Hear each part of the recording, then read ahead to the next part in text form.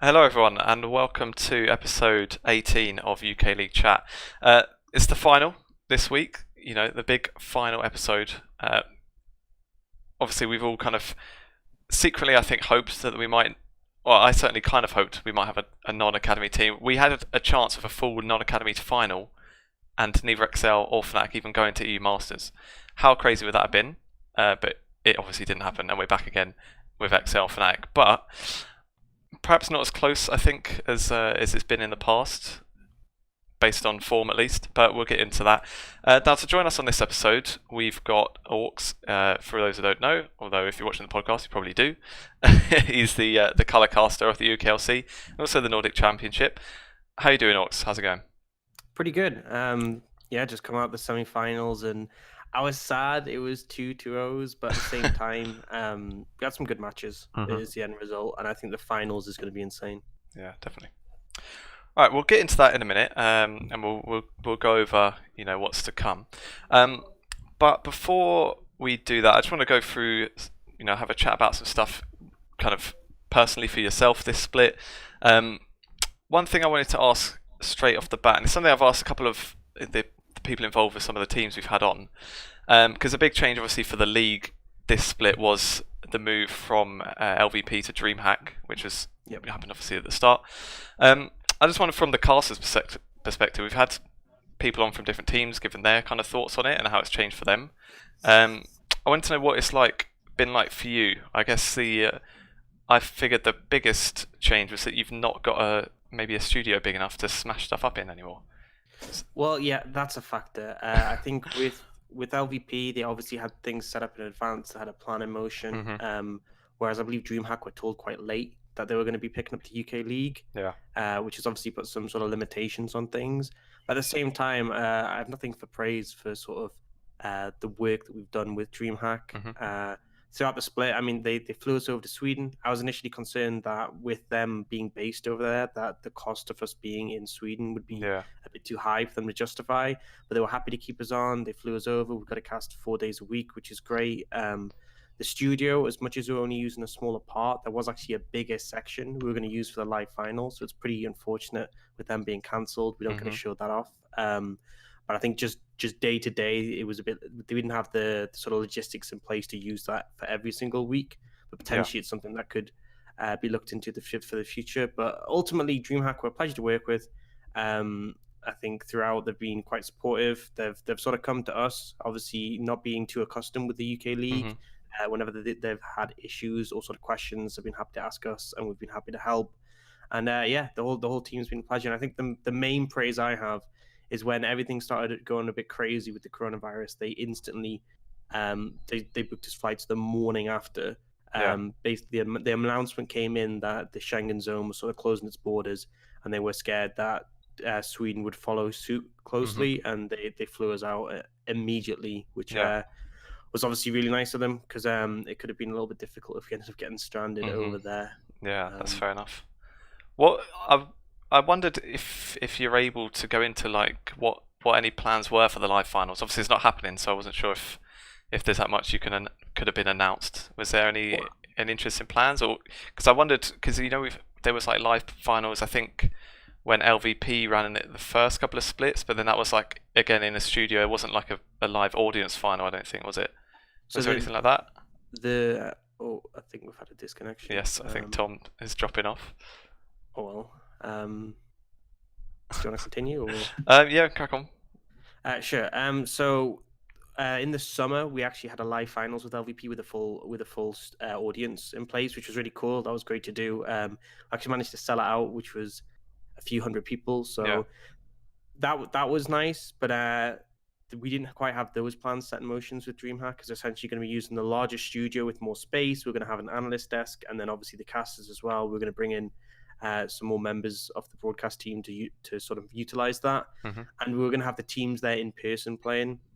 We wouldn't have a full live audience. It would just be just the expanded studio and the teams being offline. I think it's one of those things where being in Sweden as well, it's a little bit difficult. I think you have to have quite a lot of setup in advance to make these things live at a venue. I know that the the sort of live finals we had for LVP, when we had a live audience, there was a lot of preparation put in advance for that, several months in advance. And I think basically this spring split for Dreamhack has been getting everything set up, get everything working, get it in motion, not trying to go too out of the box. It's like nail the basics. And I think that they've done a great job of it, because I think the show's been solid. I don't think we've had too many issues. And obviously there's always opportunity to expand that further. But I mean, I'm very happy with how it's gone. And I think for the most part, the teams are, from what I've heard, pretty happy. Yeah, that's fair enough. And I think one thing we've heard from some of the teams, the move to Dreamhack, although I think it was set in place before, was obviously the change away from the tower format as well. And I think that's something, that for the teams, at least I think for competitive integrity as well, was a big move. Was there any difficulties around it from a caster's perspective? Was it hard to keep track of it all, or is there any preference you had? I mean, for me, the tower format was rough, especially in the summer split. We had this situation where I remember we came in the last week, and so because the tower format was like randomized who they were playing in the first round, but also we wanted to like limit the randomness. So initially we said the same team can't play each other back to back, week on week. So basically, if we pulled a team out and it said, "Oh, they just played this team," we have to bump them over to the next slot, the next match. And then also, because we were having teams matching up against each other several times throughout the split, we introduced a rule where you can't play the same team, I think, more than 3 times in a row, 3 times in total over the split. And it ended up we had so many rules and restrictions. Yeah, because I remember one of the later weeks when it was like it was like a whiteboard was out or something, and it was so confusing. Like, obviously I follow it, and I kind of knew what was going on, and I was totally lost. And so what happened is we drew a team that basically invalidated both the next two. So we had 2 teams left to draw after this one, but if we placed this team here, then neither of those 2 teams could be drawn for those matchups. Because we went into it and we had we were given 9 matchups that couldn't happen when we only had 8 teams. So obviously it was really difficult to get around, and I think that was obviously an element of complication that was just frustrating to deal with. The randomness factor never really felt good for a lot of the teams, sort of waiting to see you drawn out a hat who you're facing. And also on top of that, I think the fact that it very much just elevated 2 teams. I think obviously we have had the issue. Even this split, obviously the academy teams have had that edge over everyone else. But I think this split more than ever, we've seen competition between other teams and them. Whereas there was very much with the tower format, I think just a massive discrepancy where we would see XL face Fnatic, Fnatic face XL, XL face Fnatic, and it was just a repeat and a repeat and a repeat. And all I will say is we're fortunate that Fnatic and XL were closely matched, because if one of those was like far superior, I think it would have just been extremely rough to see one team permanently at the top of the tower. Yeah, I think so too. Okay, what did I miss? We were talking about the favourite tower format. Oh, great. So you didn't have to talk about that. Bring it back. I love it so much. It's an FA Cup every week, isn't it? Get Dreamhack on the phone. And we talked about what plans there were for the live final, which obviously unfortunately can't go ahead now. But we may as well at this point. Actually, before we go on to the semi-final matches, obviously you guys are casting the Nordic Championship as well. I just wonder what your thoughts were, kind of on the quality of it. Has it been sort of better than you expected? Because I kind of had the idea it maybe wasn't as high a tier as the UKLC, and I was kind of looking through some of the rosters. And, there was obviously a few familiar faces. You had there's like Scood, Krogson, then Voxney have all had success in the UK. Where do you think the Nordic teams kind of rank up against the UK? If we were saying like the top team in the Nordic League, where would they finish, do you reckon, in the UKLC? Top team in the Nordic League, I feel like legitimately could have challenged for one of the playoff spots. I definitely would have been, that sort of M&M, NVision, that sort of area. I think it could have definitely seen itself there and maybe made the playoffs, maybe not. I think they are a strong team, and maybe they could have even performed higher than that. But I think the limitation is when you hit the academies. I think the academies are better than any other team in the UK, as we've seen, and I think they are better than any team in the Nordic. But I think outside of that, there's actually quite a lot of good teams in the Nordic League. I think what was enjoyable about casting that is it felt like there were a lot of teams at a similar power level, and there were a lot of upsets as well. It felt like a real scrap between them. I think one of the things that was sort of unfortunate at this split for the UK is that it was very quick that Enclave were just not picking up any wins. So it felt like every match Enclave versus X was a bit of a write-off for a long time. Obviously, there was still always that interest, will they get this one? And sometimes they made it close, but at the same time, it was obviously not the greatest situation for Enclave. And then Demise as well, having several roster swaps and then struggling to get their footing. Whereas it felt like there was one team in the Nordics who kind of struggled at the sort of at the bottom of the pack, but even they had a couple of good games, and it felt like everyone else was giving a good fight to each other. And up till like the last moments, we were still pretty unsure as to who would make it into playoffs. Nordavind actually missing out was a huge thing, because that's a super stacked roster where we had Chrisberg on the roster, who obviously used to be in the UK on Misfits, was like a massive upset. And it was sort of like we had this expectation of the team's levels coming into it, but it was sort of blown away. And I think a big factor is how much sort of native talent there is in the Nordics. Obviously, so many North American teams have a Danish player now, especially TSM, who have a monopoly on it. But I just thought it made it really fun to cast, the fact that we were seeing these constant challenges throughout. I do obviously concede that the XL and Fnatic would have come out on top in that league as well. But I think Singularity and Vipers as well, I think both those teams would look good in the UK. Obviously not top, but definitely a good look. Yeah. Would you say that it was difficult having to kind of like balance between the two of, doing research? Because obviously you were chopping and changing between obviously the Nordic and then the UK scene. Was it basically felt like you had to do double the amount of work as opposed to what it was last split? Yeah, essentially it was doing double the amount of work. We had double the broadcast days, we had double the research. I think it was even more difficult because with the UK, I sort of had the benefit of knowing almost every player, at least to a degree. Like obviously there's always new additions I don't have more information on, but those are the ones I have to brush up on. Whereas, Taxa, I used to be his teammate. I've seen him play in the UK for such a long time. I have most of what I need to know. I'll just brush up, pick up some extra stats and stuff for him. Whereas in the Nordics, it was like, other than those couple of people who, as we talked about, like Krugs and Scoot, I've seen before in the UK, or some of the players who'd reached EU Masters, a lot of these were new players for me, and I had to do some research myself. And Goldborg, who's a former caster, well, he's casted quite a few projects in the Nordics. He was a massive help out to me, because I reached out to him and asked for some input on the players, because there was a huge amount, obviously, to learn on. And I think I got to the end point where I was doing a pretty good job of selling their stories and everything. And there was a ton of talent that I wanted to sort of praise, because that's the big thing for me, is that I see these players making these sick plays, and I want everyone to sort of hear about them. And even in the lower end teams, like there was this jungler Julbu in Atlando, and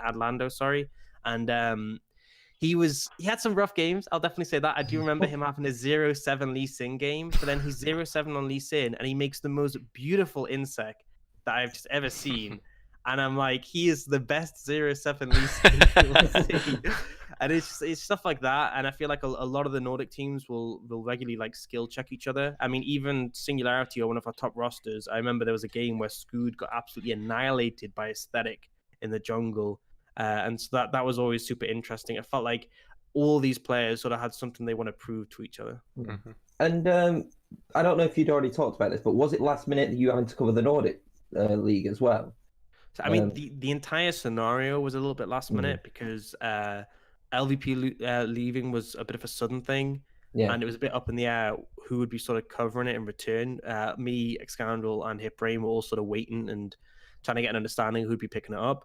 I think Dreamhack had a plan for the Nordics, but it was a late addition to incorporate the UK. But obviously it's worked out well, and they got in touch with us. So I didn't even honestly know if I'd be casting the UK again this split. Oh, wow. So the entire thing was a little bit sudden. But it's one of those things with casting as a freelancer, is you don't often know until a short period before the next gig whether you're going to be doing it. And that's certainly been the situation with, specifically the leagues I've done, like the UK League and now the Nordics, but even other sort of cups or tournaments, EU Masters as well. It tends to be quite a late thing that gets developed, because they'll be sort of exploring a lot of avenues in terms of casting. There'll be discussion when it goes. There'll be logistics and all that stuff. And then they'll get in touch with you and be like, hey, we're interested for this position. And part of being a freelancer is just being ready and being able to quickly brush up on those teams. and sort of being able to review VODs quite quickly, so you can get that level of knowledge down without much time to sort of spare. And then I think the first day for me, or like the first week of any league or any tournament, is always the most difficult, because you're coming in with all your prep, and obviously you've had time to do it in advance, but you don't know how much of it is going to stick, because you can sort of work really hard on this point about this player, but he might have shifted his play style coming into this, or he might show a different level, and it makes it difficult to sort of come in with all that preparation. I feel like once you've been doing a league for like a few weeks, so like when I was getting a couple of weeks, 3 weeks, 4 weeks deep into the Nordics, essentially I had a lot of the information just known to me about a lot of these players. So obviously I'd still go through the rotation and doing the prep, but I had what I needed to know about the players just from casting them. Cool. Let's have a chat then about last week's games. Obviously that's what we're here for. It is the final preview, and like I said earlier, we had a chance of non-academy teams getting through, even had the chance of 2. Now the first series was between XL and NVision. Soul crushing. Yeah, NVision obviously, like they'd not gelled maybe as quickly as we expected. On paper they probably had the strongest roster outside of XL. Fnatic, in Tom's opinion, was the strongest roster. But that actually was, I don't think that was even that mad. Like on paper, Prospera and Shikari, they don't lose the UK League, do they? So it was a fair enough guess. But yeah, they obviously didn't start off that great, but they've been the team that has like constantly progressed. And these last couple of weeks, they did look kind of where we expected them. They did they took a game off Fnatic, so they are academy killers. In that sense, but it was still no match, I don't think, at all for XL. That first game especially was really quite rough. So 1 kill, yeah, one kill in a. I mean, I don't know. Like you can talk about momentum, especially in a series. Like surely you've come up against XL and you know that XL are good, and then you've basically had this first game and you've only had 1 kill, and to be fair, been quite outclassed. It wouldn't mentally. I wonder if it makes you think, is the second game? You know, what's the point? You know, because you've really been outclassed in that game. It's not a close game at all. It's not like in the other series anyway. This was clinical really from XL from start to finish. I think as having experienced this as a player as well, going up against like an undefeated team. I remember way back we had the UK Masters, and there was a team called District back then, and their roster was like unbelievably stacked. They had Toaster, they had Norscarin, who's obviously going as Torre now. They had Cadril when he was playing mid lane, Candy Floss in the jungle, and the top lane it was Faxi, who's also played in the LEC. It was the ULCS then. And I remember going up against this team.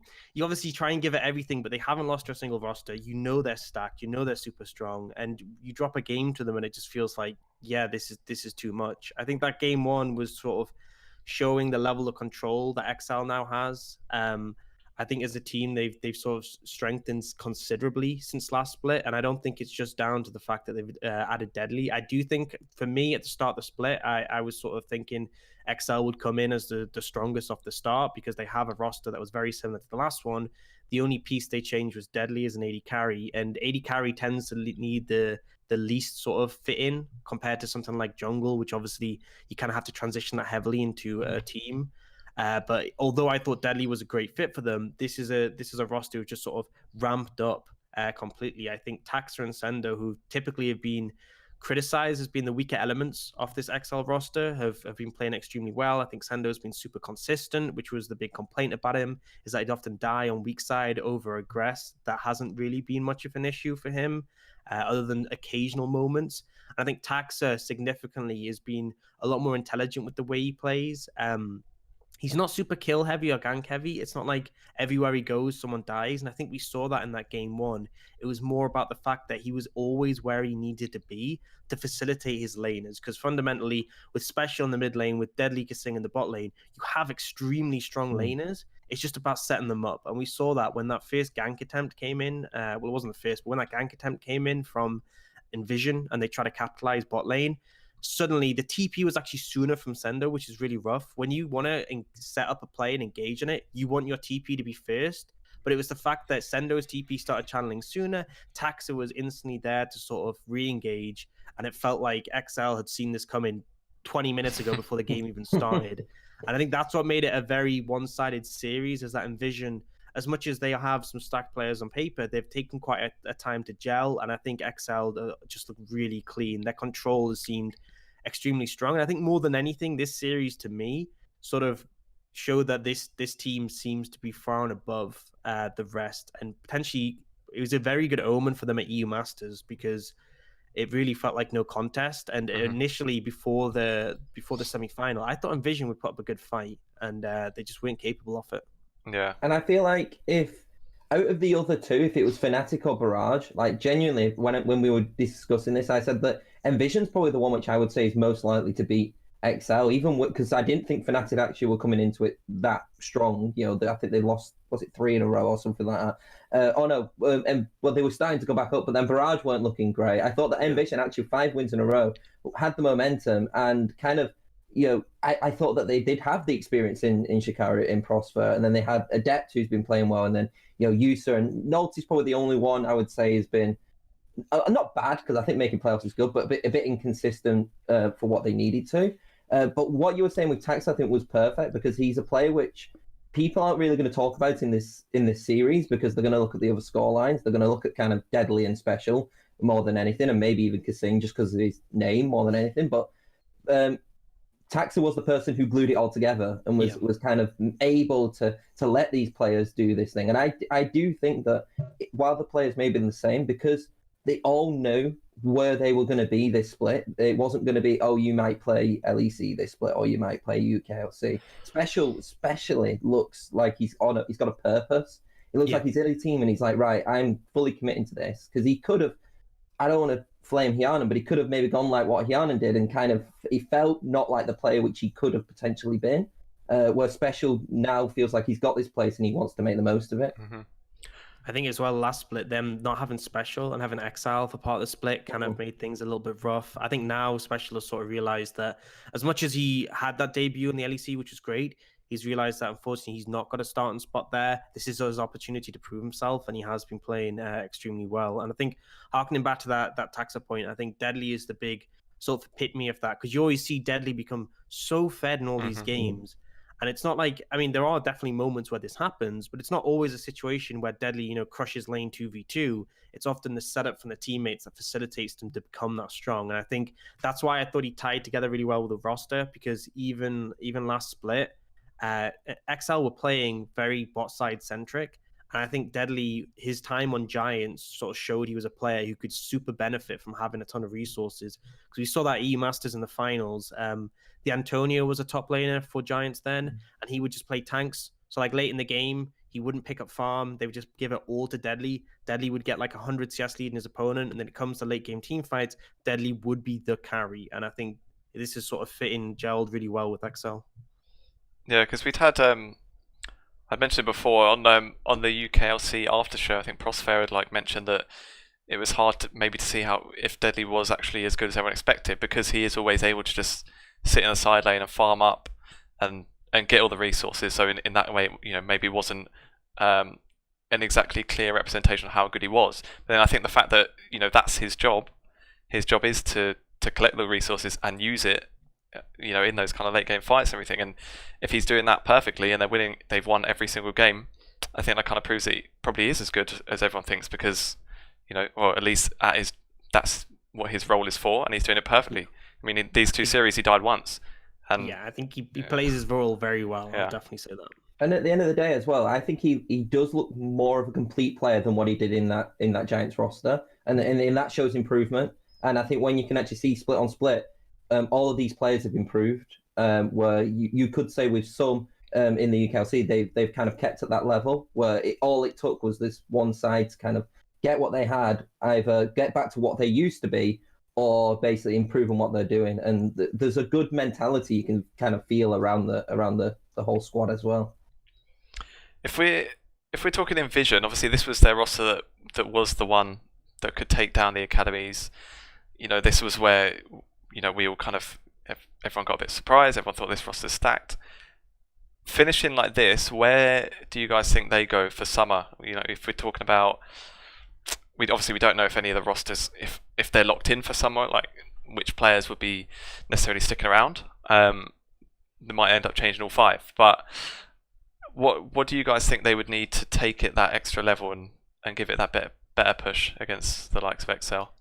I think for me, the biggest thing is time. I think we saw an NVision who started the split extremely rough. I think given the time of the split, they did start to develop that, and then they were put against Excel, who were a considerable force. I would have loved to see a series between NVision and Barrage or Fnatic and seen how that could have gone. But ultimately, I think if this roster does stay together, I think more time is definitely something that can improve them.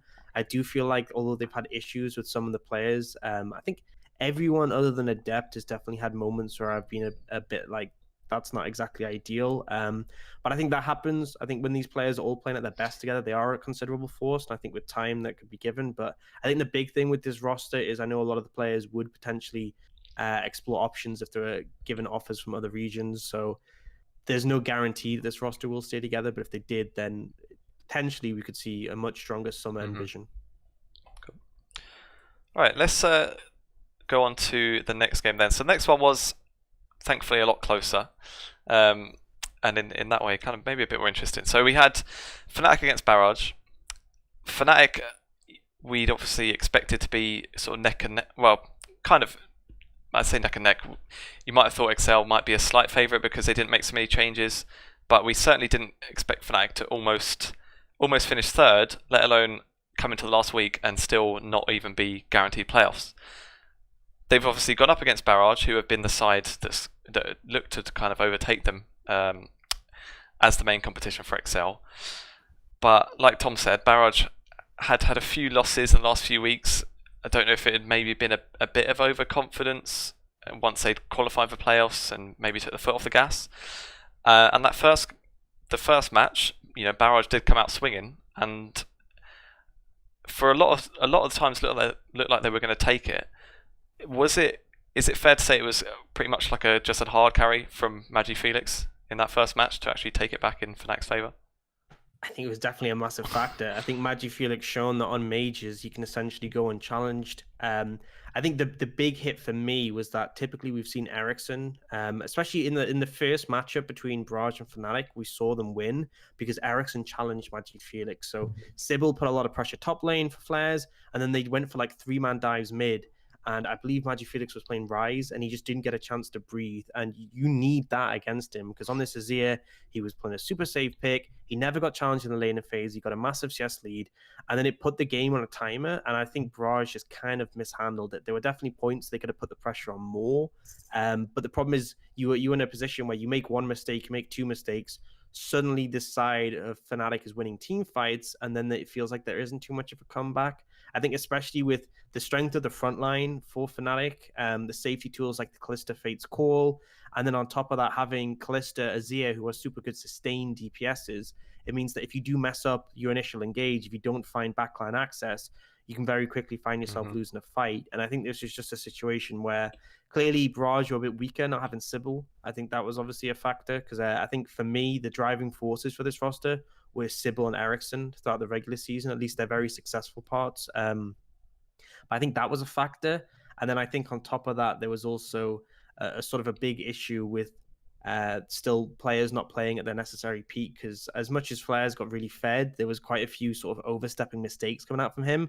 And that was the problem, is that you make too many of those and it ends up ultimately costing you. So it was honestly disheartening for me to see, because I think they came into it with a great draft. I think the Jaime Senna made complete sense. And essentially, you saw how many times Dan came bot lane, which Dan has loved to do for this Fnatic Rising roster, is just show up bot lane and apply pressure. And it just wasn't possible against the Jaime Senna to achieve that pressure. And I think the draft was great. I think the game plan was there, just the execution was a little off. And I think more than anything, it shows that against Fnatic Rising, if your execution's off, you just lose. And I think what you're talking about, obviously, with Sybil and Monkeys, I think as well, it could have been a completely different game if Sybil was in there, because you obviously have like the synergy with Ericsson. You kind of have more of an understanding as well. Like you said, a jungler is quite an integral part into a game as a whole through different lanes. And Fnatic kind of did abuse that a little bit. They used the weakness of what Barrage had with that late change, and Monkeys didn't have a great game. I don't even think particularly, apart from certain times, it was always his fault. I just felt that Dan was just a better jungler overall, had the synergy obviously with his team, and it was actually, I felt more confident going into the next game, because I thought, if this is what this team can do with having a sub jungler come in last minute and kind of, yeah, they lost, it's a bit of a disheartening loss, but maybe in the second game they can actually do something with this, because it was a competitive game for I felt most of it anyway. But then obviously it had the complete opposite effect in the second game, I did feel. But I do feel like Barrage have a lot to be proud of with just overall what happened this split. They weren't expected, by many, including myself, to be like a top 4 side.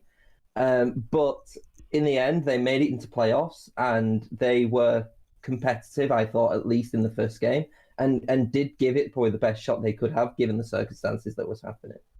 Mm-hmm. Yeah.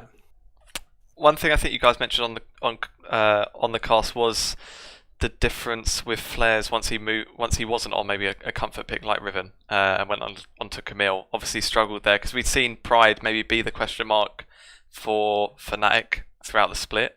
But in that second game, even just looking at the scores, 5-2 against Flares was 1-5.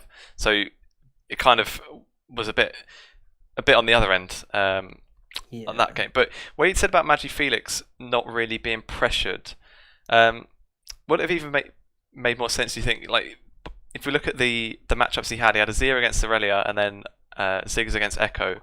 Would it have even helped maybe just having even a ranged mid champion to go against him? Or...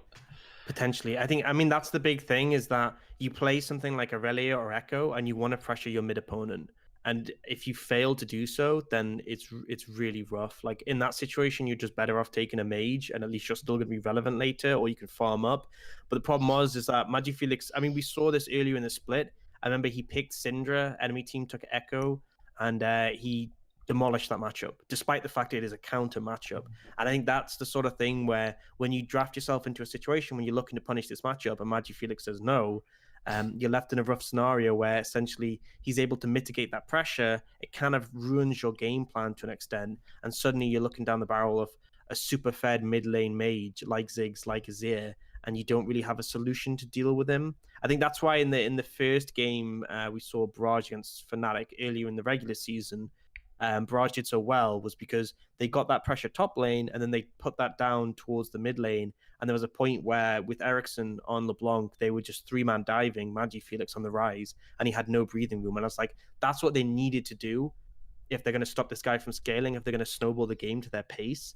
And to me, that game 2 draft, my issue with it was having the Camille in the top lane is no longer like a winning matchup. Like, the big thing for me with the Riven was that is a matchup you can play around. That is a matchup that, Flair should win if he's given support from his jungler, which is a Sejuani, which was obviously great for him.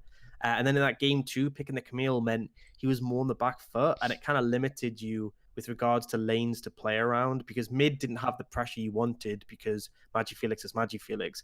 Bot is typically something that Fnatic heavily play around, which is why that Heimer Senna worked so well, because it was very self-sufficient, and it meant like your only option was trying to force top lane, but the Camille just wasn't strong enough to sort of be receptive of that. And I think maybe if they'd taken something that could have extended the pressure more so in the top lane, they can then use that to contest them in the early game, because I think a lot of teams will struggle to go late game against Fnatic Rising, especially when they had picks like those, when they have the Ziggs, the Azir. I think they should have fully committed to sort of, we're going to contest you on early and win there, and ultimately they opted not to do that. So I think for me, the drafting game 1 was brilliant, in all honesty, from Barrage. Drafting game 2 I was less convinced by, and it felt like also, as you said, the players had kind of lost that momentum. Mm-hmm. And I think as well, it's this was the first kind of time I actually watched Fnatic this season and thought, this is kind of like an identity of what the team I think should be playing and how they will be playing. There was times during, I remember the first game against XL where they played this comp and it just didn't work against XL. XL kind of just beat them early, I believe, and it was kind of gone from there. But I just felt like when I was watching them, I was like, they're a good side, but there's nothing where I could say, like, this is how they're going to play. And they finally kind of got into that swing of things through this series. And while they look stronger coming into it than what I think they have done even in the regular season, just off how they performed, I think, as well. Yeah. I think they're kind of getting a bit closer to to the Fnatic from last year. And it'd be good if they get as close as possible. We want a competitive final. A game would be great. Just a game at least would be something to try and derail the XL hype train. Yeah, definitely. But then, like we say, you said about letting MagiFelix farm up and everything, but like Tom said, when they played that, I think it was a late game comp they had in that first match against XL, and that was a case where XL just said no and just absolutely obliterated them. I think there's been a big development in the drafting for Fnatic Rising. I felt like early in the season there was a lot of picks I was really questioning. I mean, specifically that first match against XL, they took the Vladimir in the mid lane, and I believe it was Syndra for Special.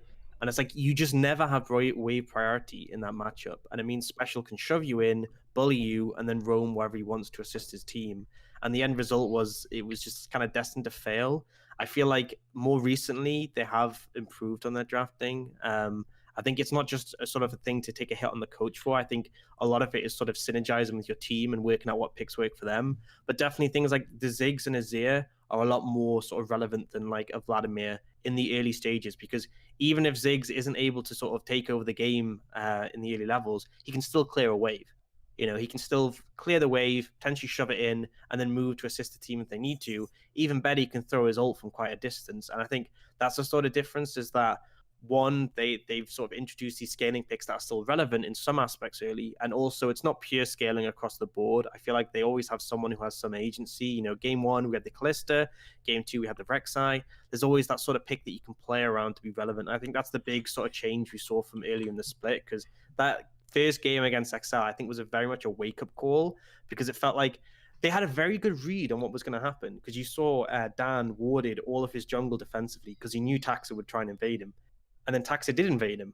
But despite the fact they had it warded, there was just nothing they could do, because they just didn't have the tools to deal with that. And I think they've definitely sharpened up and given themselves the tools in these matches. Mm-hmm. Do you think it helps that it's kind of veered a bit towards like a tank top meta as well? We've had Pride, he's had a couple of games on Ornn.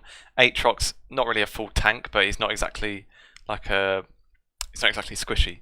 And do you think it helps at all that where he'd been maybe highlighted as one of the weaker points, that he is maybe able to take advantage of some of the tankier champions, and maybe it is a bit less risky, and then he can just maybe get through the lane and have a bigger impact later on if they do use some of those scaling picks as well? I mean, I guess in theory, but to be honest, I think it's more it hasn't really shifted things too much, because I still think in that game 1 there was mistakes he was making where he was over aggressive. And I think fundamentally the way they're drafting for him, despite the fact that we've seen some teams, I know in the Nordics, picking up like Maokai top. Obviously we saw things like the Zac top. There's a lot of tanks you can play. The Ornn is still an option. We haven't really seen Pride veer towards those.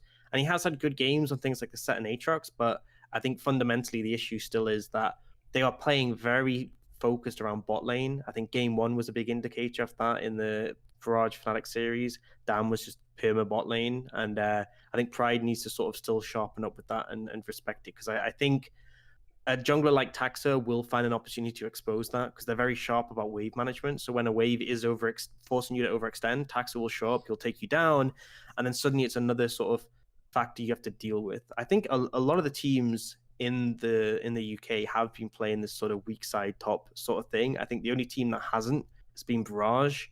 Like we have XL and Vision and Fnatic all just sort of leaving that top lane alone. They will show some assistance. They will show up when the opportunity arises, but for the most part, it's focused around bot, which is the typical thing you would expect. But I think with XL going up against Fnatic, I think that is potentially an avenue that you could look to punish still, despite the fact that, we've seen a shift in what top laners are being picked.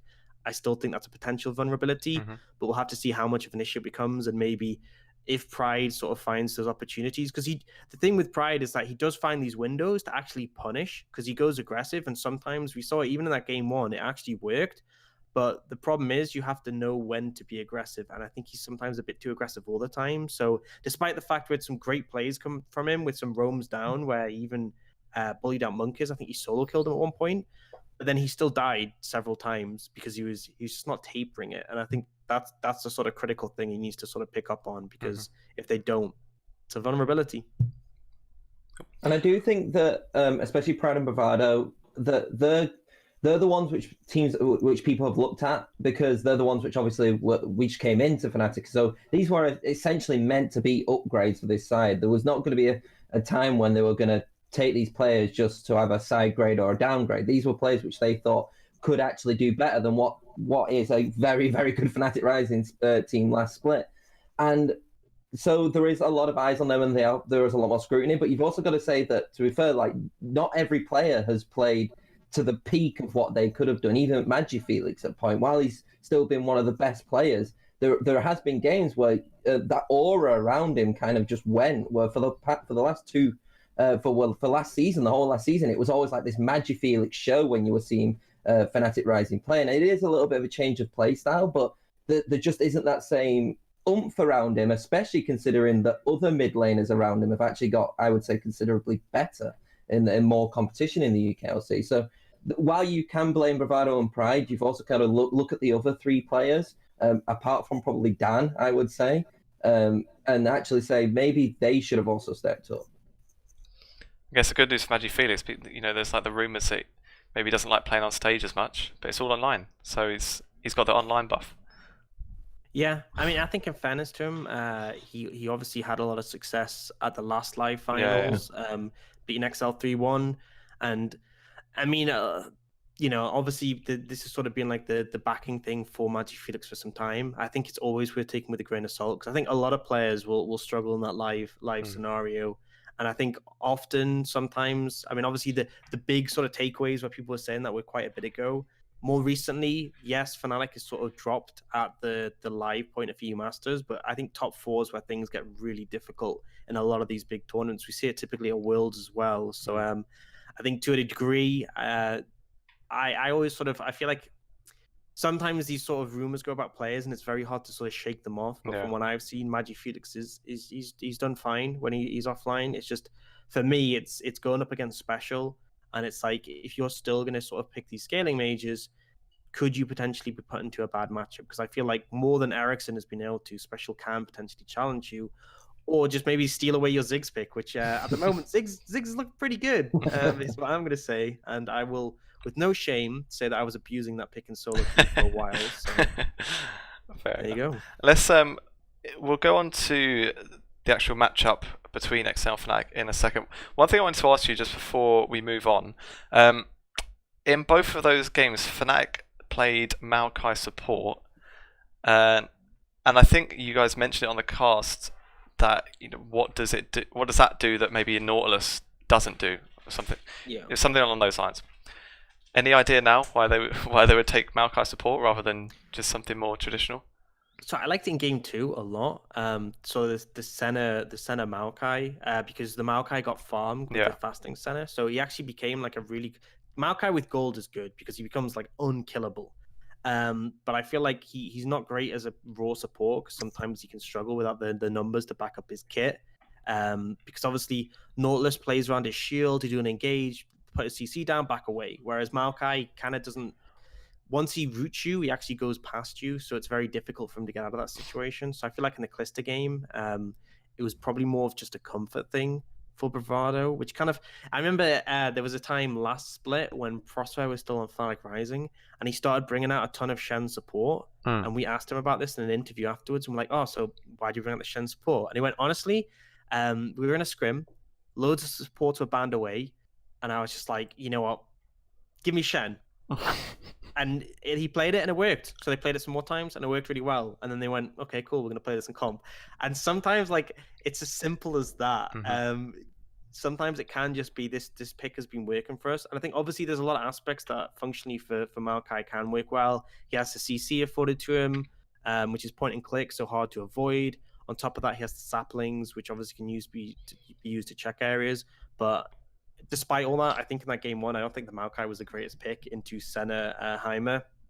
But game 2, I think it worked. So I haven't got a more complete answer than I had when I was asking the question. Maybe Ricardo has something they can bring in and be like, well, actually, but all in all, Maokai support, play in solo queue, go ahead. And then you can tell me. I like to think that basically they said that they were going to play Maokai. Pride was like, yeah, no, I'll play. Nah, I don't want to play it, and then just give it to Bravado. Not Yeah, playing the Maokai. that's a function is a flex, which obviously I see a lot of picks that are taken, and I'm like, ultimately this pick isn't great, but it keeps that it keeps them guessing, keeps that flexibility open. And I think a big thing for Maokai is that you can play in the jungle. Obviously top lane is a standard, but we saw in North America they were playing it mid lane as well. I'm yet to see like an 80 carry Maokai, but I think I would have left the game if I saw MagiFelix on Maokai. I would just be like, no, I'm just not watching this. I mean, he did play an Ornn game, so Right, yeah, that's true. in fairness, but I mean, to me, Ornn's more of an assassin with how much damage he does. So.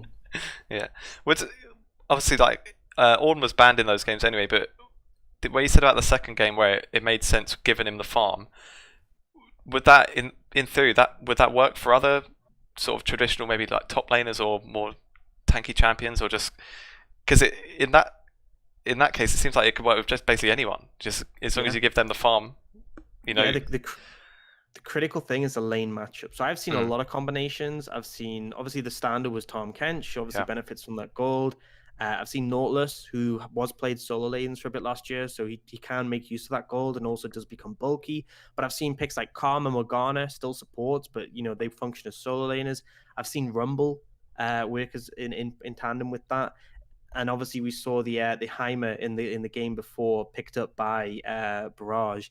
I think really you compare with anything, it's just sort of depending on lane matchups and what you need. So in that situation, the Senna was up against Varus Thresh. You want someone who can sort of provide that peel for you, which the Maokai can. He can dive in on the Varus and sort of knock him away, put down that root, or potentially set up a CC chain for the rest of the team to punish on. And I think that's why Fasting Senna has been so strong, why it was quite frequently sort of targeted away. I know in that first series, XL and Vision, it was banned first rotation, both games from red side. We often do see that just because the flexibility is hugely strong. Senna scales extremely well even without gold. And then the fact that you have a champion who is just sort of on the level of standard 80 carries without taking farm, it means that, compare, say, a Varus Thresh, where Thresh is getting very little gold, and then you have Senna Maokai, and you have a fed Maokai on top of the fact that you have a Senna who's doing similar output to the Varus is just pretty crazy. And obviously, Senna functions differently to sort of like a Varus in the sense that Varus is more sustained damage, but there's a ton of utility. And honestly, I'm just glad it's nerfed, because as much as it was cool seeing these innovative things, I think it should be more of like a fringe innovative thing where it's like, oh, this is a perfect scenario for Senna plus X, like Senna Maokai, rather than the current state on patch 10.5 was Senna's broken. Put her with anything, it'll work. Fair enough. Let's have a chat then about the actual matchup itself. So of course that is the final, XL and Fnatic. And if this was happening maybe 4 or 5 weeks ago, I think there'd be pretty much no question who would be the kind of clear favourites. And that was obviously after XL had the first match against Fnatic and they absolutely battered them. Now Fnatic have been kind of on the upswing. I would expect XL still are favourites. How likely do we think Fnatic are to take some matches or even a match? No chance. Like honestly, there's always a chance because obviously it's a best of 5. But I just look at how good XL are, and I look at kind of if you want to say ban out special, then Deadly can do it. Even like Taxa and Sendo are having some of the best splits which I've seen them have. Like all of these players have the potential to be a very big carry for their team, where I do feel like that is the problem with Fnatic, is that you can't expect Pride, really, and you can't always expect MagiFelix to carry, and so that a lot of reliance does go on to Xmati as well. But I just think kind of even looking at it lane for lane, the only one you could probably argue for me would be Dan or Taxa, because I actually think Dan's been pretty good overall, while Taxa. However, I think both of us had each jungler as an MVP, I believe. But even like the mid lane matchup, I just think that Special's just been performing absolutely unbelievably. But MagiFelix can always do it as well. But for me, there's just a clear difference. Yeah, I think for me, it's I don't know. I'm really hoping we get a close series, but I think despite the fact that Fnatic showed a strong form against Barrage, there was still that game one, which was a little bit concerning. I'm still not completely convinced by their drafts, whereas I think XL consistently get what they want. And I think ultimately yes, we saw some shaky moments from XL coming to the end of the split where they did nearly drop a game against M&M. I think we saw against NVision their old business. And I think they don't really give many windows for you sort of punish on. I think both, like even their second round robin up against Fnatic Rising, it's like they very much knew exactly how to play their composition, exactly when they're strong. There was a small mistake where Tax ended up getting caught out, and that was like the only real avenue that Fnatic had in the game.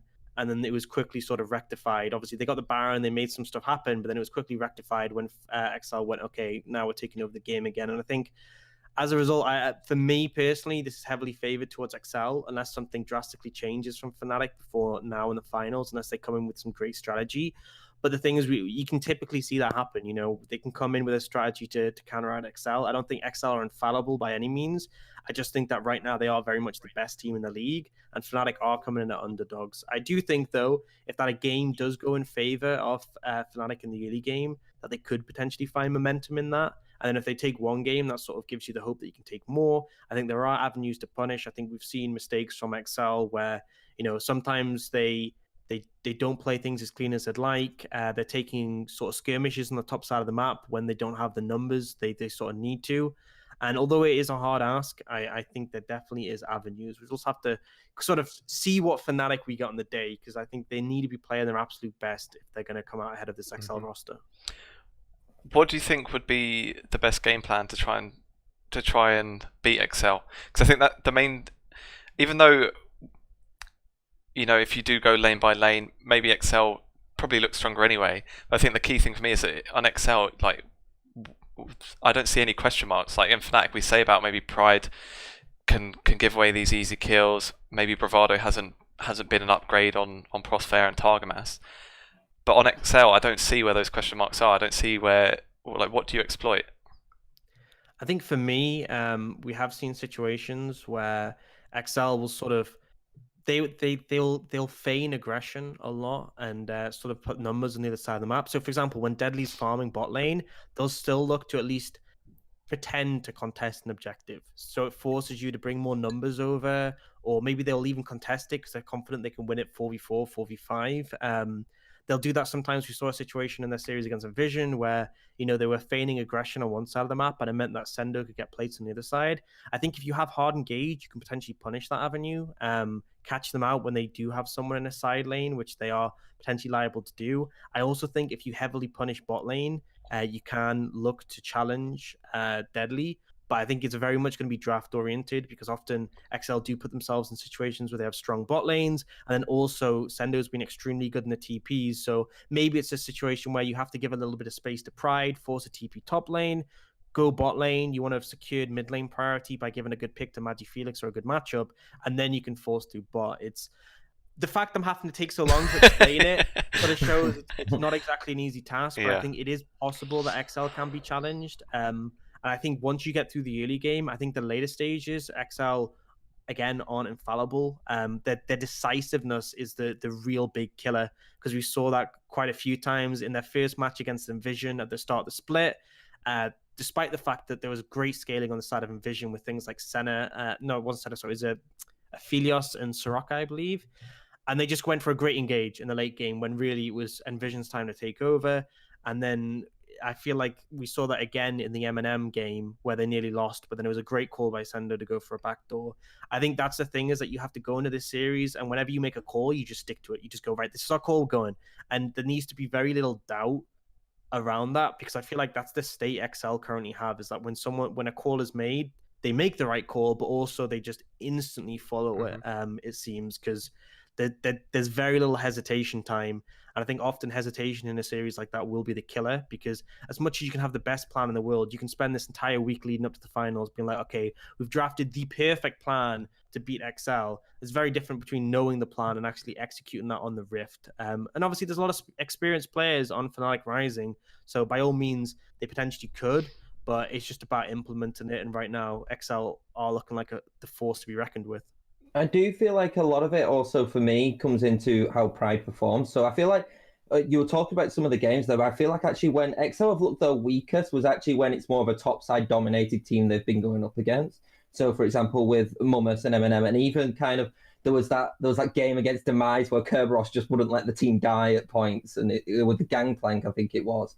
And so I feel like it's an issue really that actually probably what Fnatic's I would say weakest part is actually where XL have potentially had a loss condition against. Obviously, it's hard to say how they're going to lose when they haven't actually lost the game as well. But for me, I think all of these players have just got to perform the best. Yeah. Like you've got to have MagiFelix be at his best. And to be fair, I believe that it is still very even between the two, and it will be a case between Special and MagiFelix on who can perform at the best. And maybe at the point where if you do get MagiFelix beating Special in lane, does that then unravel everything else which happens? It could just be a case where because this team's been kind of like clockwork at points, which has been really good to see, that maybe it just takes something where to have like a kink and a constant kink in that armor for it to all fall apart. And maybe the fact that they haven't lost the game and then they lose one could actually result in momentum going. But then again, I'm kind of going off what ifs and buts and everything like that. But for me, it's the only way which I think Fnatic feasibly can win this game. Now, obviously, we don't know what happens until then, and we don't know what teams have been practicing. But like Fnatic could have found this unbelievably broken comp, which nobody else has seen, and XL haven't practiced it and just got smashed or whatever. But in terms of like what we've seen for regular season, I arguably wouldn't even have said that Fnatic were the strongest side. I would have said that NVision probably would have been the strongest side to have faced XL. So for me, even saying that, I'm like, in the final, is it going to be any different than a very bad scoreline? Yeah, I think for me, sort of, I actually spoke to Megalodontus a bit about this because he had some questions for the casters. And for me, I felt like whoever won this BTXL and Vision series would win the whole thing. And I kind of feel like that hasn't really changed. I do think it is XL favored, but again, as you said, I think you raised a good point about Pride, because typically he has been seen as the weakest member. But I think for me, it hasn't been so much just like, Pride's bad or anything like that. I don't want to go that hard. No. It's been bad for a team which is like Fnatic Rising Standard. That's what we're saying, really. I think specifically it's how they want to play, because they're playing very bot side focused, and he's on the weak side of the map, which means he's kind of left alone. So he has to just sort of go, cool, I'm backing off, I can't do anything. And he hasn't done that. But it makes me think that potentially if they actually start to play around Pride, if they're like, okay, look, we've seen you be aggressive, you're allowed to do that now, we're going to support you, then maybe that could be an avenue they actually challenge XL, because Pride has shown, we saw that in game 1 of the Barrage series, that when he's aggressive, you can find some really great windows. It's just, the thing is, if you're playing aggressive when you're supposed to be on weak side, it'll inevitably backfire. So I think we're kind of, if we see an opportunity for Fnatic to potentially punish top lane, it could be just playing around Pride, because I think that is my biggest issue with sort of the Pride situation, is it's not so much him as a player, it's how he fits into the roster. And I think that if they did decide their best case to beat XL was to play around him, then potentially we could be in a position where he actually looks good and he looks like, oh wow, this guy is actually a good player when he's sort of given the resources, because that does seem like how he wants to play, but it's not how Fnatic are playing as a team. I think that's something, maybe a testament to Sendo as well. Tom had mentioned that last year, I think at points people had questioned where he belongs in the top lane tier list. I think there was some tier lists before summer put him like C tier, and it seemed like that just triggered something that just completely changed how good he was playing, and he ended up being more or less, I would say, probably the best top laner in the league at that point. He's probably not really been known for being that kind of like weak side top laner either, or not. His style would be to win the lane and take it over. But I think this year, where they have been putting all the resources into Deadly, or this split, I think he's done a really good job to actually make that kind of change and not need those resources, but not lose his lane and still be really important for his team. And like we were saying with Deadly, it's obviously a totally different kind of job, but he's still doing that job really well. Yeah, I think 100%. I feel like Pride is where Sendo was in the past, And it's like when he makes that same transition that Sendo has, I think he could be a really great player on that roster. But for now, he is kind of in that rough spot because obviously there were games. I remember we had Sendo on the year getting a pentakill. We had these massive performances from when he's played around. But for the most part, what we saw was a top laner who was aggressive when he shouldn't be and got punished for it. And now, 100% right, he's transitioned extremely well and he's looking like a massive factor for their victories, even though he's not the one they specifically play around and funnel gold into. And I think if Pride can reach that point, he'll fit in really well with the Fnatic roster. But the problem is, we saw Pride not at that point in the series against Barrage, very short turnaround time. So maybe makes a transition, maybe doesn't. Maybe they opt to play around him more, but the end result is it's XL looking like they're the complete set. They've sort of reached where they want to be as a roster. Whereas Fnatic, I still think there's sort of stuff they could be developing, and a week is a short time to sort of do that. And I think I think Sendo kind of reminds me of Shikari of when he was in the UKLC for Fnatic Rising last year in the spring split. He was that player who kind of you could just easily rely on at this point, and you would never have said that even beginning of this split. You would never have said, like, if you had to pick one player who you're going to kind of rely just to leave on their own and just to see what happens, and maybe go 0-0-0 at the end of the game. You would never have said Sendo at the end of that. And it does feel like they've kind of he has evolved a lot as a player, and he has definitely been one of the players. And kind of deadly a little bit as well. But that's just the whole roster has changed their mindset with kind of how they play the game, and there's just something. And obviously it's hard to discuss like backroom changes because we don't really know anything necessarily what goes on with coaching. But you would have to think for a turnaround of kind of multiple players, I think, in that squad, there's got to be some like good coaching, and obviously everything's going around on the background with XL as well.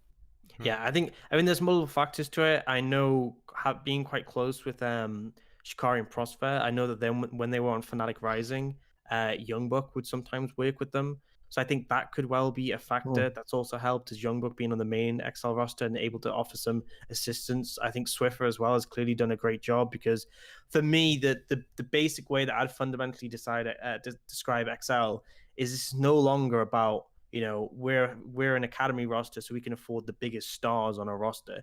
Because at some points, it kind of did feel like that last year, where it's like, okay, we have the budget to bring in these big names, like you're saying. I don't really feel like that's the case anymore. Right now, I feel it's like we've actually put these guys together and they have gelled extremely well as a team. The fact they're great individuals is a bonus because they're just, as a unit, such a formidable force. One thing before we go to predictions, we've talked about a lot of the matchups, but one thing I want to ask is simply, who is better, Special or MagiFelix? Because this is something we've kind of debated, and I don't think even if anyone that has a favourite, I never feel like it's that clear. Like, no one seems that decisive. Like, yes, Special is definitely better, MagiFelix is definitely better. They're so close, and even Tom mentioned maybe MagiFelix hasn't had his best split. That's kind of like indicative of Fnatic's split as a whole. But just in terms of those players, just specifically, forget about the team they're in. Who is better? That's difficult. For me, I think Special is. I've thought this for a long time, and as much as I think MagiFelix is a fantastic player, obviously monster in solo queue, and I think we've seen in that Barrage game that you get him to the late game stages on a champion he's comfortable on, he's just massive. But I think Special is just a very well-rounded player. I think he can play that sort of late game carry role, but I also think he can apply more early pressure. I think he does a lot for himself and his team. I think he'll often look for opportunities to roam and impact the map. I think you can see games where MagiFelix will be that 1v9 factor, but I feel like Special is just a consistent force. And obviously we have had games where it's looked a bit off, but when it comes down to important matches, I think critically, Special has been an extremely strong performer. It feels like it's kind of the pressure makes diamonds situations, because I've seen him clutch it out in a lot of scenarios. So for me, I'd say Special has the edge. And I do think MagiFelix is obviously a tremendous player, but I think as in terms of well-rounded, fits many rosters, and obviously fits this XL one really well, it has to be Special for me. Fair enough. Let's go on to some predictions then to finish up. When I think, given some of your guys' reactions, it kind of gave the idea that Fnatic might not get anything out of this series. Well, we don't know. We'll have to see what you two predict. So. Tom, why don't you go first? Well, so I'm gonna go for a Fnatic 3-2 because it's the only way which I am ever gonna win, or possibly I'm not even gonna win. But come still, second. You know what? And and we're gonna cut this entire bit out if Fnatic do win 3-2. So then it would just be the prediction. No, so I'm gonna short clip. Fnatic win 3-2. Boom. So I'm gonna do a reason why I think that they could do it. I think that Fnatic as an organization are well structured in playoff formats in finals, and that could also help and go into the academy team. This team is also still the Fnatic Rising, or most of the Fnatic Rising anyway, that performed in summer and in spring as well, despite a couple changes in the 5-man roster. But then I think the main factor is what you could actually say is it all depends on. I think if Fnatic go like 2-0, for example, or even 1-0, then we could very well see XL crumble. Like some of these players have been in positions where they were in last split and hadn't performed, and those could always come back at the end of the day. We'll go with that. So yeah, Fnatic 3-2. Why not? Magi Felix carry. Last game. What about you, Ox? What are you going for? Okay. I'm going to come in with a bold XL 3-0. And I think that XL have shown they are, from what I've seen, the best roster in the UK right now. I think they're a team who are really crushing, and I think if Fnatic make a mistake, whether it's in game, whether it's in draft, I think that it'll just be punished. And we've seen that, like, even if you can find a bit of momentum, they'll claw it back. I do think that if Fnatic can sort of get a foothold in that game 1, then it's a good omen for them. I think if they win game 1, then that's like to sort of start to sort of set the momentum in progress. But I feel like if they lose out game 1 against XL, it feels very difficult to come back from that mentally. And I think there's a good chance we actually see XL go for the 19-0 on the split. Although I will always say I love to be disappointed because I would love to see a full 3-2 slugfest series between these two. And I know that Fnatic have the potential to do that. Just from what I've seen so far, from how they've been playing, I do think that's going to be XL favored. Now, it could be 3-1, it could be 3-0, but I think 3-0 is the spicier one to go for. Yeah. I'll go to change it up then. I'll go for a 3-1. Just because it's the final. Fnatic, they've got to take it. They've got to take one game. Like, You yes. thought that about NVision though in the semis. Hoping. Yeah, but it's still NVision. Like, yeah, we hyped up their roster. Like, they look like the big killers. But come on, it's Fnatic. They won. Since they've been in the UKLC, they've won every split. It's Magi Faker. They've got no excuse. Come on, they've got to take one.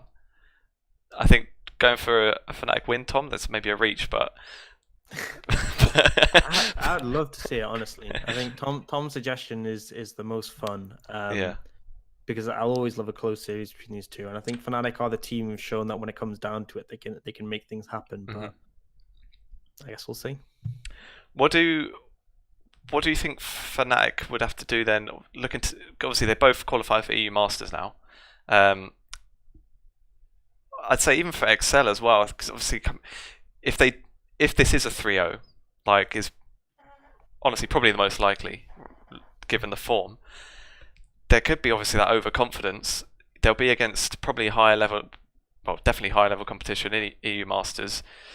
Do you think there could be maybe a tendency for them to be a bit overconfident, or?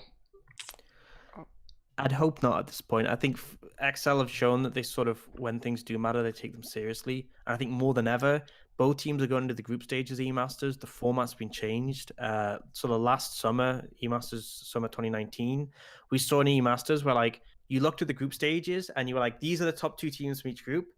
And then at the end of the group stages, you're like, oh, look, those are the teams who made it out. I think because of the change of the format, play-ins is going to have like a lot more sort of weaker regions fighting to get to groups, and groups is going to be like some strong teams. And we could potentially have a situation where we have, we'll likely have a situation if they make it through play-ins where we have 3 seeds from the Prime League 3 seeds from the Superliga Orange, all in the group stages, and that means you're very likely to end up in a group with potentially even 2 of them, but at least 1. And it just means that it's going to be a situation where XL, you have to fight from minute 1, and they've shown that they're able to do that. We saw last split in the play-ins; they were super successful there, and their group stage was really solid too. But I just think that any sort of little slip-ups could be devastating in that situation, because groups will be really hard this time, and that's why for me, I feel like it's going to be a harder EU Masters in general, because there's more teams from the stronger regions. Group stages isn't going to be as easy sailing. But I guess all we could do is just wait and see. I think XL are definitely in a good chance. I think before the semis, I wasn't as convinced, but after seeing their semis performance, I think they're actually in a good shot to challenge for the higher thresholds. I think Fnatic still need to work on things. I think they still need to sort of refine before they're going to go into that and be like, okay, we can match our top 4 potentially. But even then, I think just the more teams coming from these strong regions, and from looking at them, even looking at the Prime League, looking at the Super League Orange, there are teams who haven't made it who looked really formidable. I mean, Unicorns of Love in the Prime League, that was a team I would have loved to see at E Masters, and they have been knocked out. But I think it shows the level of the teams who have made it is going to be something else. I think as well, it's you only really find out until you actually get there, because while you're seeing like the level of plays you can understand from from a technical standpoint, we don't know actually how good this XL side are, because we haven't really seen them really be tested. And if, for example, they do destroy Fnatic 3-0, then we still don't know where do they rank, because Fnatic Rising at that point could be a quarterfinals, semi-finals EU Masters team. Well, then if they've been destroyed, then you would say that they're the favourites, or they could be a team which might not have even made it out of play-ins if there was a play-in format at that, if they got into the play-ins at that point. So there really are an unknown entity, but I would hope that they take that and they use that. And if they do go undefeated, then what's better than a 19-0 is to then not lose a game or to win EU Masters, then go undefeated in the UK and then win EU Masters. And I think any team to go 19-0 in an ERL, especially like the UK scene, is still considered one of the major ones, despite its kind of issues this split. But I still would think that a lot of people would consider XL UK, if they do go this feat, and even now, a very, very strong favourite for EU Masters as a whole. Yeah, I mean, just the fact that they would have to do that against Fnatic Rising, and even though the roster has changed, we still, as we said, have components from this top 4 EU Master roster. I think to clean sweep a region with that team in it, even discounting the fact Barrage and Vision M&M have had formidable performances, just to go a full 5 games over the split, it would be against Fnatic Rising and not drop 1. It does obviously set a good omen for them. And then we said about, obviously, Fnatic would be the key one that would need to improve at EU Masters, but you'd imagine at least the the motivation should be there.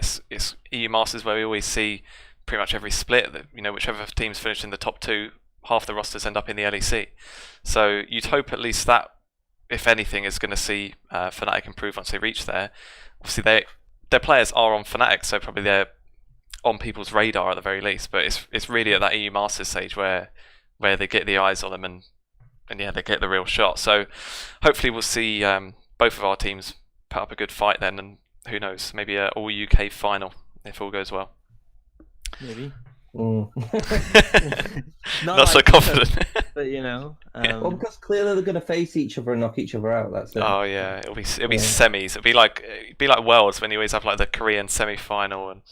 Or not so much now, but to see sort of when the European regional leagues end, to see the sort of, because there was always this sort of buzz around scrims and what's happened there.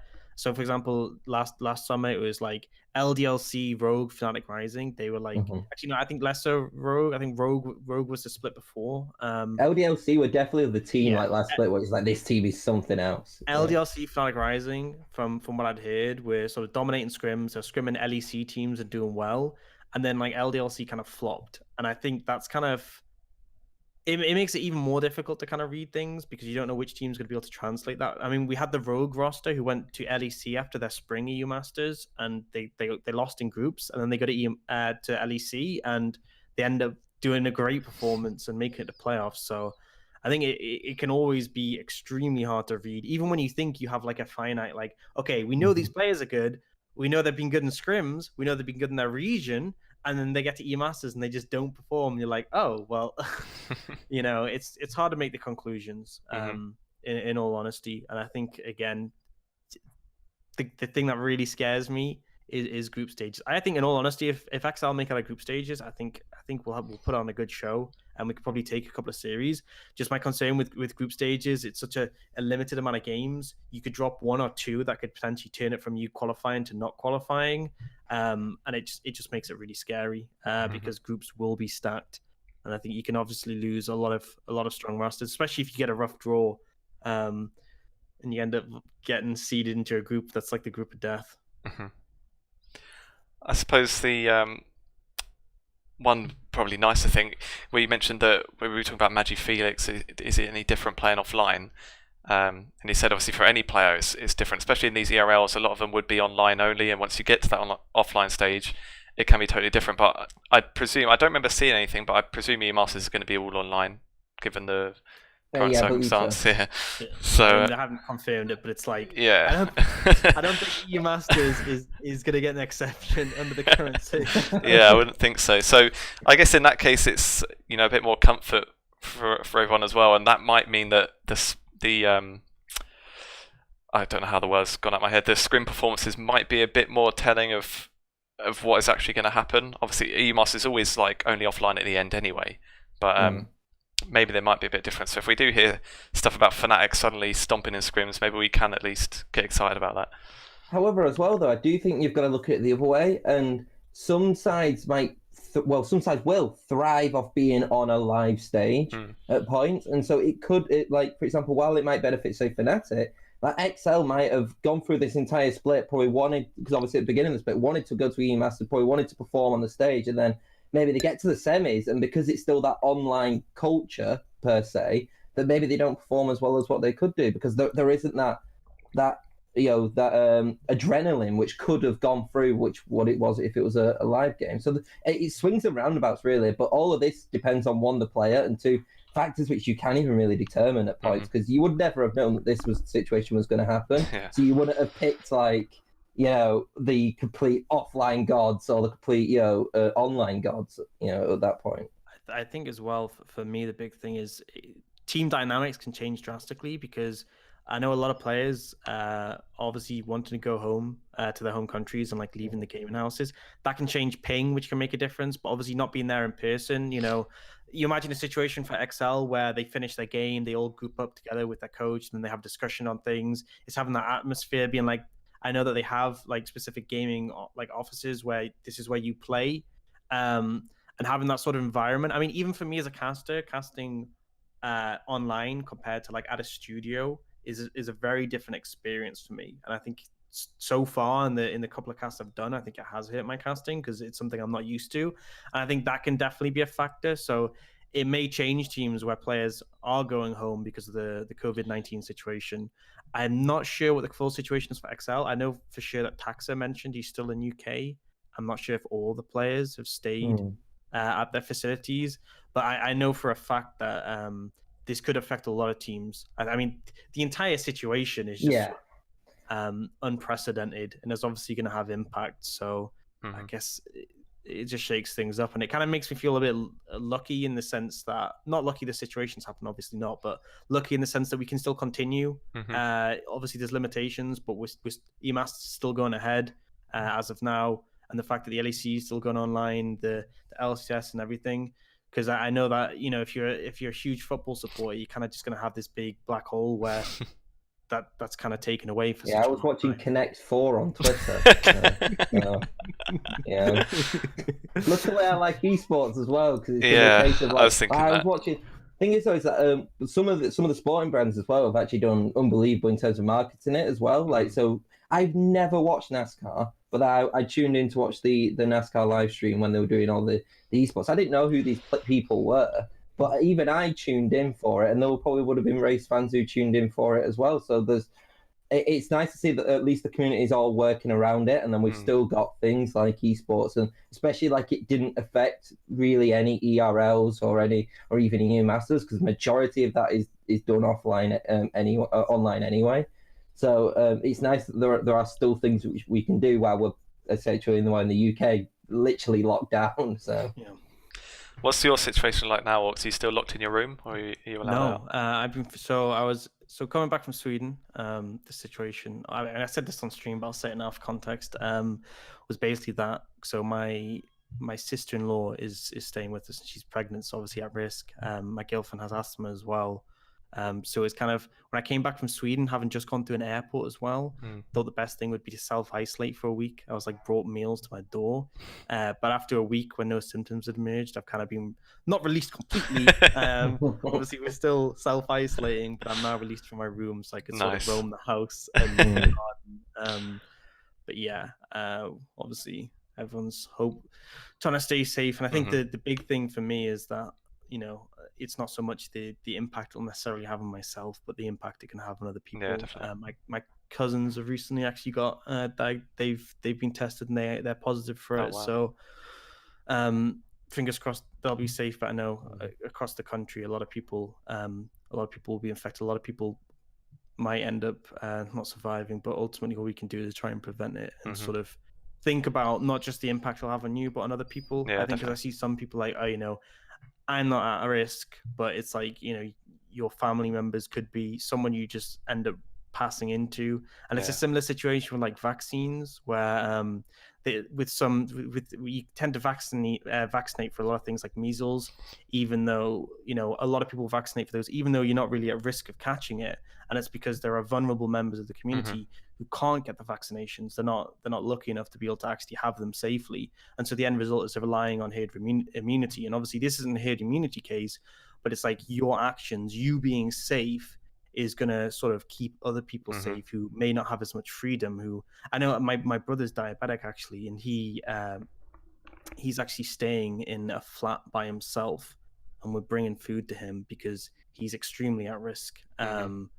Because obviously being diabetic, his immune system's weakened, and it's like my obviously for me it's very like I have these people close to me who I could be affecting, but I'm sure that most people have someone in their family who would be at risk, whether it's like an elderly grandparent, or even if they don't, it's not very far you have to go through connections. Exactly. It's like, oh well, my friend does, or my friend of my friend, or, you know, my sister's friend. And I think obviously this is getting a bit like off topic with the whole league thing, but I think staying safe is important. I think it's on everyone's mind at the moment. Well, it's also one of those as well. It's like, so just even for me, like I'm not someone who would be considered at risk, but my mother is, because of just like certain things and issues which she has. So I'm staying at my girlfriend's in her uni halls, which is why I've got like just a webcam, and basically this is where my microphone is, because my girlfriend also works in retail and stuff like that, so she comes in contact with a lot of people, and obviously the safety measures and stuff like that. But I thought for me, like, it's better me just staying here,